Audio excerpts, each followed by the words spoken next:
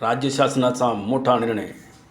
सर्व शाळांमध्ये आता मराठी विषयाचा पदवीधर व तज्ज्ञ शिक्षक हवेत।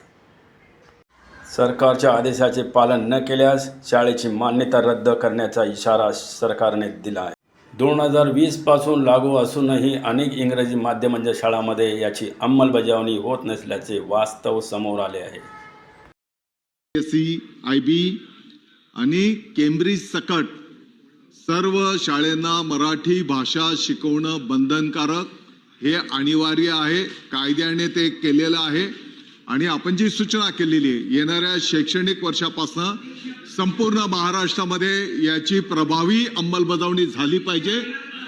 उर्दू माध्यमांसकट तुम्हाला जे अपेक्षित आहे उर्दू माध्यमांसकट सर्व माध्यमांच्या शाळेमध्ये मराठी भाषा शिकवणं बंधनकारक हा आपल्या सरकारचा कायदा आहे आणि त्याची संपूर्ण महाराष्ट्रामध्ये प्रभावी अंमलबजावणी होईल। याकडे आपण सर्वजण मिळून शिक्षण विभागाची तर जबाबदारी आहेच, परंतु आपण सर्वजण मिळून त्या ठिकाणी सामूहिक जबाबदारी म्हणून